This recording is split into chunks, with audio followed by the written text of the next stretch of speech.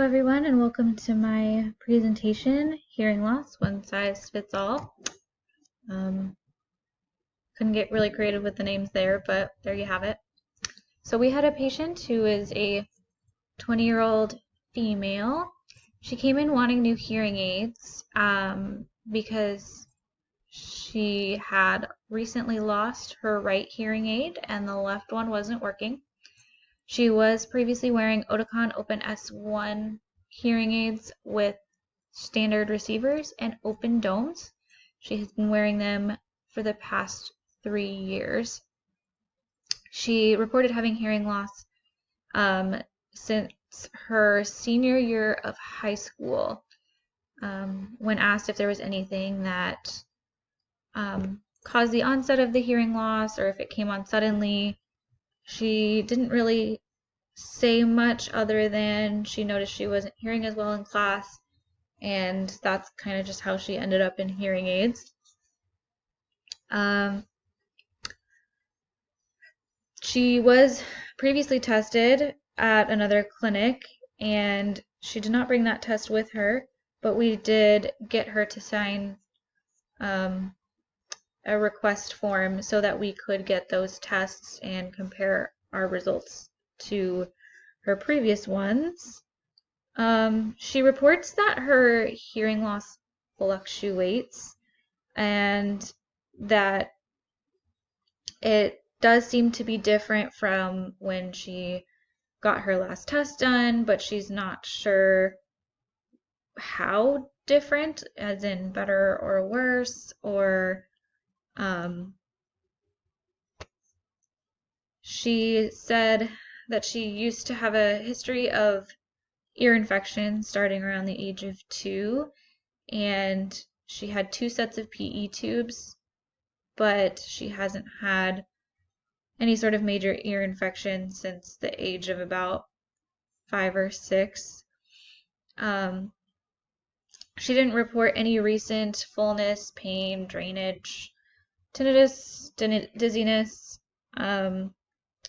and there was no prior family history of hearing loss, no history of noise exposure. She actually said that she did not like to be around loud noise. She didn't listen to music very loud or go to concerts, anything like that. It just wasn't her thing.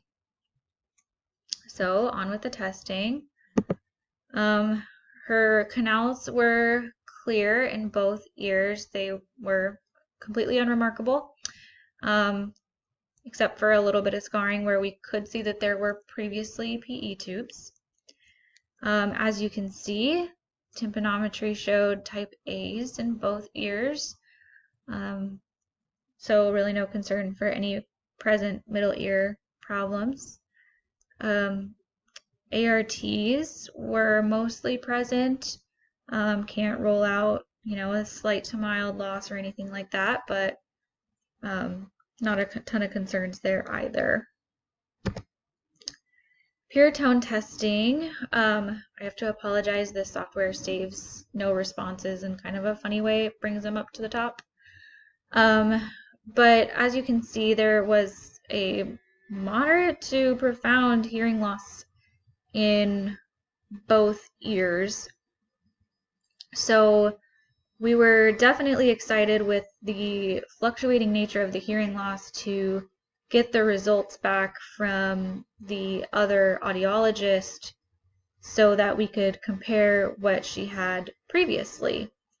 But for the sake of this presentation, that will come later.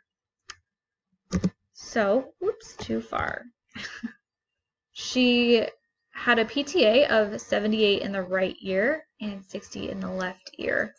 Her SRT was 55 in the right ear and 45 in the left. So you can see that those aren't quite matching up the way we like.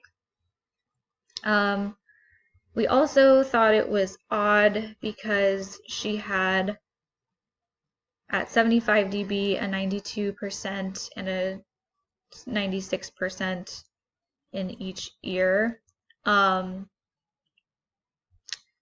we would have thought that she would have struggled more with the level of loss there, and her, like we said, everything was pretty inconsistent, especially when you consider her right MCL was lower than the PTA. So that was interesting.